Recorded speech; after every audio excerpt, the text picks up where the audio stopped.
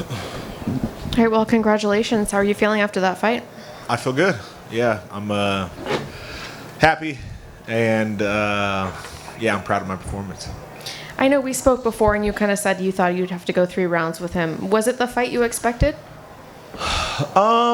Yeah, if I'm gonna be honest, I did truly believe that I was gonna get the finish in that fight. Leading into the fight, I believed that, and even during the fight, I was hitting with some big shots. I was doing the damage, and yeah, I believed until I maybe heard about 30 seconds left that, and up until that point, I still believed that I was gonna find a finish. I didn't, but I see now why he's 20 fights in Bellator and has yet to be finished. Why is that? He's tough. He's literally what I said is a hard-nosed Mexican-style fighter, and he's going to be there until the fight is over. And he was. He was throwing, little pitter-patter elbows and punches when the 10-second clock went off. To be expected. Was there anything about him that surprised you? His toughness, yeah. I pride myself on being strong, explosive, and accurate. I was all of those things, and he withstood it. You spoke about going in there and fighting, a veteran of Bellator. Do you feel like that was your biggest test to date? Yeah, for sure. The guy's got, after tonight, 29 fights. I'm at 8. Going into it, he was 20-8. I was 7-0. He has 4 times the amount of fights I have. That's more fights than all of my past opponents probably combined. The guy's a really good fighter. He's done a lot of good things in the sport, but I believe that in his best year, whether that was this year or not, he still would have got second place to me. How much did the late start affect you backstage? It didn't. When it didn't start on time, I looked at my coaches and I was like, hey, let's start touching. I just had a feeling that some people were going to get moved to swing bouts. I was hoping that wasn't going to be me. So when it was about 5:20 and things did not get started, I told the commission, let me get my gloves, and I just started hitting. Broke a good sweat, and then 5:30, 5:45 came, relaxed a little bit, and then they came back and told me and said, hey, can you fight in a fight or two? And I was like, let's go.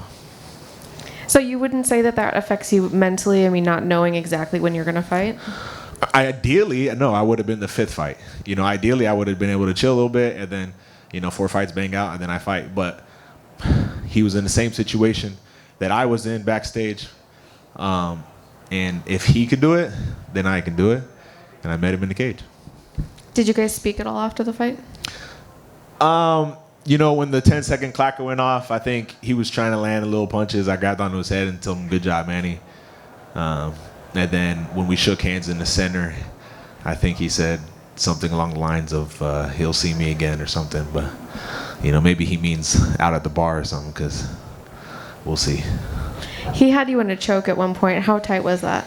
It wasn't at all. Yeah, I blew a nice double leg, bouncing off the cage. He jumped straight onto a guillotine. It wasn't tight at all, but it definitely was something to be a little scared of. If I made the wrong decision, like my first initial decision or thought was to try and slam my way out of it, because I like to do those kinds of things, and I had to fight that urge a little bit because that probably would have made it tighter. So it wasn't tight at all, but definitely was something that I had to be respectful of. And last question, when do you want to get back in there? Oh, man. I had back-to-back camps 4 weeks ago to the day I introduced my second child. Right in the middle of my camp, I had my second baby boy. It's been very busy for me, so I would like to take a little bit of time off and enjoy dad life and really get a bond with my second son, as I haven't been able to really do so in the midst of this camp. So maybe late this year, October, November, or if a certain Irish lad in September needs a dance partner, they can get me out for that one. Congrats on another dominant victory. Sadly, the finish streak is over. Is there any sort of bittersweet feeling? Yeah, of course. I pride myself being a finisher. I want to finish everybody. I'm an exciting fighter through and through.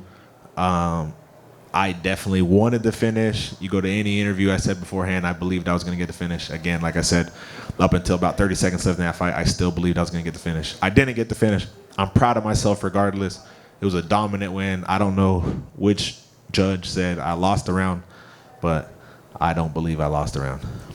It looked like you had both the power and speed advantage on the feet, and that blast double looked unstoppable. Yeah. Where did you want this fight to play out? Exactly how it did. I knew that I would be able to take him down. I would take him down. And I knew that I would land the harder, stronger, faster strikes. So the fight played out as planned. Just wished that, not wished, I just believed I would have got the finish. Congrats. Great performance. Thank you, man. Archie, congrats. You mentioned media day and tonight, just the vast difference and gap between the amount of fights you've had and the amount of fights he's had. Yeah. What, if anything, besides your great performance, can you take away from sharing a cage with someone who has had 4 times the amount of fights? Well, I'll have to go back and I'll watch the fight, but there was at least 2 or 3 times where I had him hurt, like legitimately hurt. Like I hit him with a couple of shots. He stumbled backwards. His eyes looked a little funny, and I was like, oh man, this guy's hurt. And that was probably once at least in every round. And that's where the veteran, that's where it came in. Like, other guys probably would have cowered and backed up, and he bit down and continued to fight. So I give him his respect out of that. That's kind of where I believe I saw the biggest difference between him and prior opponents. I know you mentioned, obviously, him keeping his composure. Credit to you. I know you said the choke wasn't that scary, but he was motioning to the crowd, sticking his tongue out, got the crowd finally awake here tonight. Yeah. But how are you able to keep your composure, in that moment and throughout? Because like you said, one mistake and things could have gotten different. Yeah. I didn't know what he was doing. I definitely knew he was doing something up there.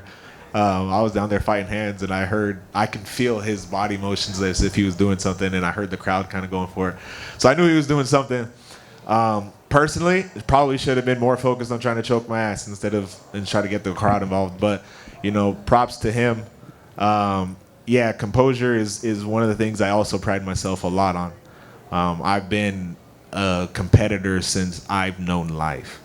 Like 4 years old is when I started wrestling. I literally don't know life without competing.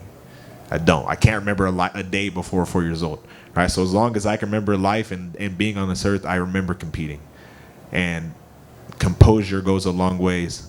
I found my composure in every situation. He hit me with an up kick. I felt composed. He rushed in. I rocked him. He jumped on a guillotine. I stayed standing, found my composure. He was landing little pitter patters from the bottom. I stayed composed, found my shots. I'm a composed man.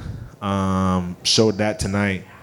And I hold that quality very near and dear to my heart, being composed. Well, congrats and happy Father's Day. Thank you, sir. Dylan? Hey, Archie, congrats on the win. How confident did you feel going to the ground with a very good black belt like Emmanuel Sanchez? And how much do you credit Peter Straub for your consistently improving ground game? A lot. Well, let's start with the first question. I felt very confident in the positions that I was going to be in with Emmanuel Sanchez or any other black belt after taking him down. Like I don't put myself in bad, stupid positions. I stay strong, compact. I'm going to be a hard person to choke in those situations. I don't have a neck. I'm a fairly muscular guy, so even if I got put in a bad situation, like I can use my strength to help me get out of those positions. I felt very confident in all those situations. I got to give all the shout outs to my grappling to Peter Straub. He's been very diligent and hardworking at helping me complement my wrestling. I'm not trying to be a jiu-jitsu guy. I could be a white belt forever. I don't really care at all about belting up. But I do care about showing up and working hard and giving my best efforts to jiu-jitsu. But if I was a white belt forever, I don't care about that part. I just want to complement my wrestling. And Peter's been doing a really good job, great job at that, and making sure that I'm able to put on performances like that, stay sharp, stay diligent, and land shots when I need to. Shout out, Peter. During your last weight cut back at, what was it, 293? Yeah. Did this one go a little bit better? And how much do you feel like you're getting better at every facet of this game with each fight? This one went a lot better. This is my easiest weight cut ever. I put all my weight back on, came in big and strong. Last one was not very nice. I got food poisoning that day of cutting weight, throwing up all over. Still went out there, got the finish. Proud of myself for that. I'm getting leaps and bounds better every day, mentally and physically in this game. And I think, though I like finishing, and I didn't get that tonight, I think people were able to see that, this guy's not just, okay, a first-round fighter, he's going to get a knockout, or he's going to start to fold or crumble. I think I'm just well-rounded, and I'm getting better every day, and this was a fight that I needed against a guy that I needed to continue to prove that. Thank you, Archie. Thank you, guys.